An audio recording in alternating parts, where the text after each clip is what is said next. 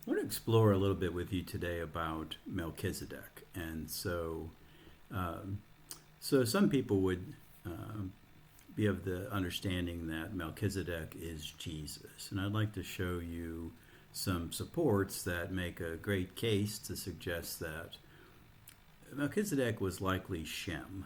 And so we know that the three brothers went into the ark with Noah, Shem, Ham, and Japheth.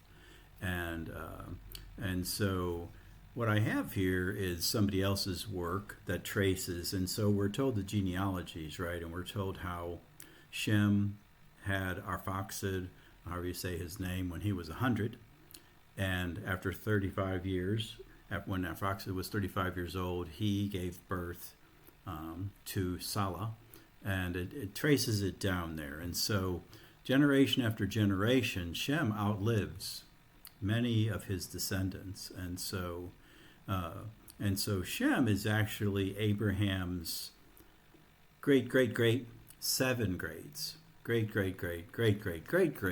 grandfather, and so but Shem lives until Abraham is about 150 years old, and then even Isaac lives 50 or 60 or something years while Shem is still alive. And so the math works because Abraham was considered to be between 75 and 85 when he meets Melchizedek.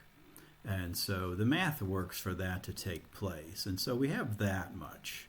But I'd like to suggest some other reasons why Shem works very well and perhaps better than the Lord Jesus. And so one is that in Psalm 76, verse 2, we are told that Salem is Zion. Salem is Jerusalem. It's a literal city. And so, and then in Hebrews chapter 7, verse 1, we are told that this Melchizedek was king of Salem. He was king of a literal city.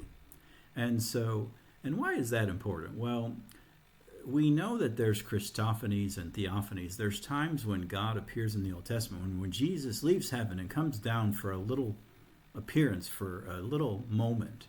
And as far as I know, that never takes place for more than maybe a few hours. Like he comes down and chats with Abraham. He comes down and dines with Abraham. He comes down and talks to Gideon, things like that. But as far as I know, we never have a recorded time where he kind of stays or lives here. His incarnation occurs, of course, at Christmas, like 2,000 years ago or so. And we're also told that he's like the Son of God. Not he is the Son of God, he's like the Son of God. And he's a priest after the order of Melchizedek. He's not the only member of that order, but he's after that order. And so some would say, well, it says he's without father and mother and without genealogy. And so one of the things that's good to consider is that in a Hebraic way of speaking, a biblical way of speaking is parallelism. So when he says without father and mother, without genealogy, that is very likely saying the exact same thing. Without genealogy, without recorded father and mother, not literally without father and mother. But, and of course, Jesus, does Jesus have a father? My understanding, of course, from the Bible is that God the Father is his father. And but without father and mother, I think the point is that we have no recorded genealogy of him. So, but picture, so Abraham's traveling along, and one of the things we do know that's required of him, he has to be, whoever blesses Abraham, the Bible tells us, without a doubt, the lesser is blessed by the greater. And so, would Shem be greater than Abraham? Well, I think that we could easily make that case. Shem, Ham, and Japheth. Shem is the blessed one, right? The Semitic peoples come from Shem. And so, he is the righteous brother. Not like the band, the Righteous Brothers, but he's the righteous brother. And he's seven greats.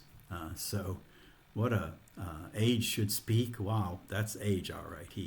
He he lives to 600 and he's alive there 150 years into Abraham's 175-year lifespan. And he outlives all of his sons that are recorded there except Eber, which may be where we get the Hebrew people from.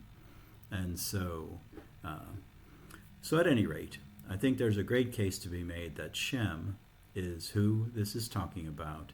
And like I said, one of the strongest points, I think, is that he has this, we're presented with a literal city, I believe, Salem, Jerusalem, and we're presented with a literal king, I believe, of that city. So this king comes out to meet Abram and blesses him. And the lesser is blessed by the greater. And so, anyways, I hope this will be something that you'll give some thought to, and that it would be a blessing to you.